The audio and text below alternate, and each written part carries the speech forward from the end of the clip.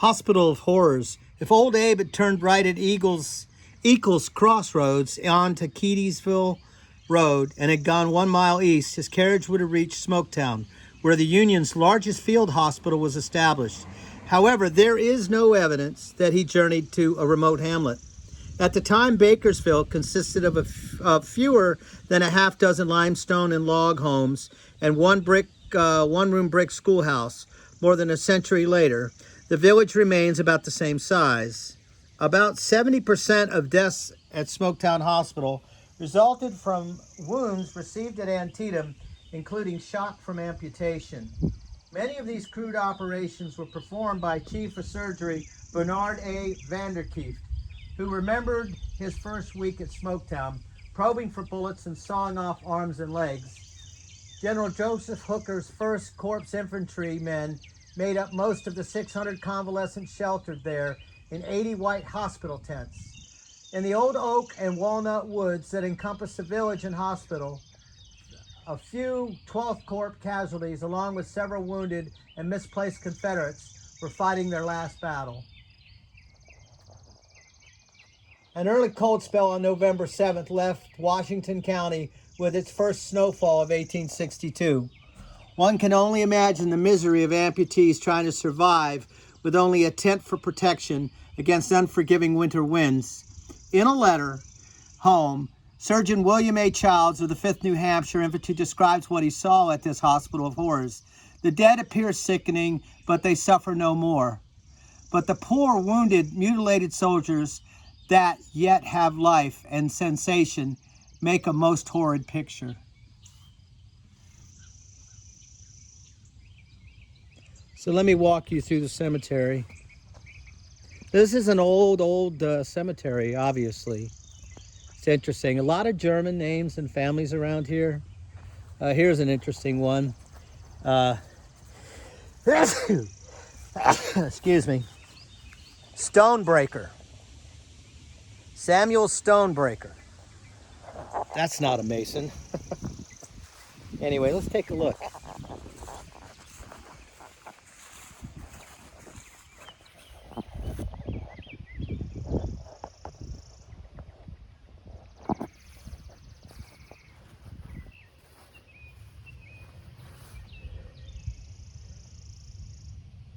Sarah Stonebreaker. So there's a lot of Stonebreakers out here. Big family. Pretty amazing.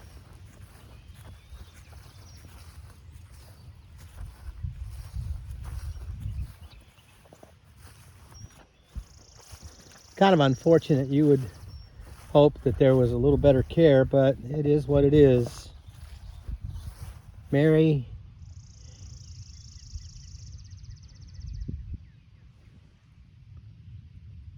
Davenberger, hard to read. K-N-O-D, it's hard to get it. You can probably see it yourself. A lot of these are almost illegible. But yeah, early settlers.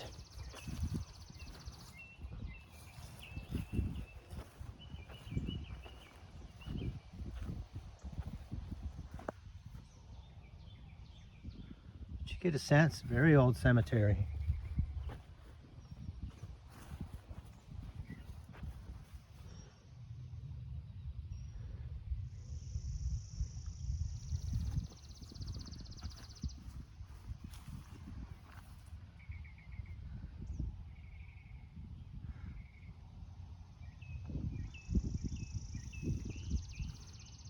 A lot of German names.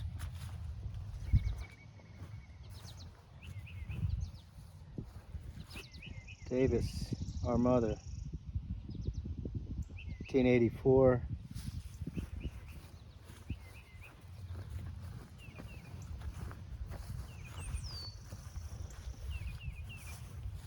So I know up by Antietam was an old German church as well, James. I hadn't seen any DAR or any of that stuff. Always curious. Roberts, 1872. Baker.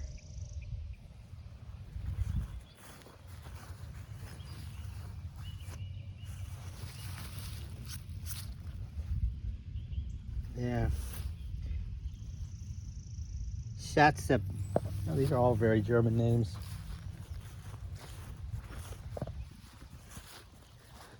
Miller. John William Miller and family. Zuck. Wetty.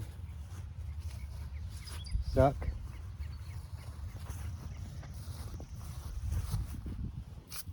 Cyrus.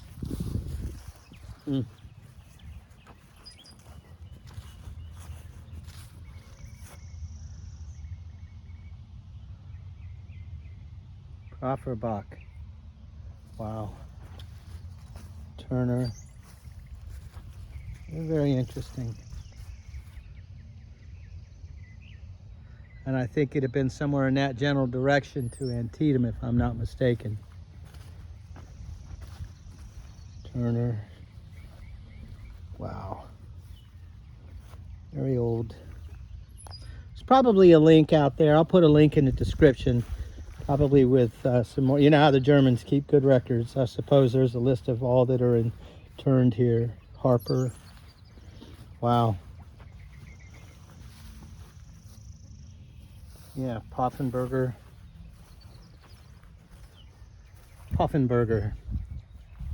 Yeah, one of the roads we came up with was Sprecher, which is person that talks. So there's all the roads around here are German names.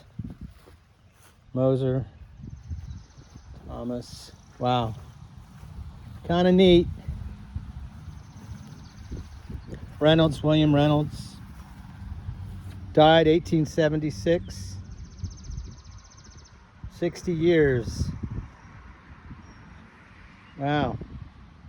Reynolds is a big name out here. There you go. A lot of influential people out here. I mean, you could see there's a lot of industry out here. It looks like the Germans settled here. Puffenberger. Very industrious folks. Well, they all made a difference. Eakles. Must have been a curious thing. With World War I and World War II with the Germans, there would have been a lot of Germans here. You know, it's an interesting thing. You know, you have the Civil War, people fighting against family. Stonebreaker, big name out here. Huh. Navy. Yeah, interesting.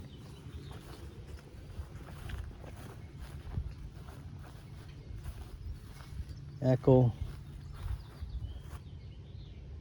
Middlecoft, yeah, very German. Well, anyway, we're out here at a Lutheran church on the way back into the woods out here, doing a little interesting pickup of an item.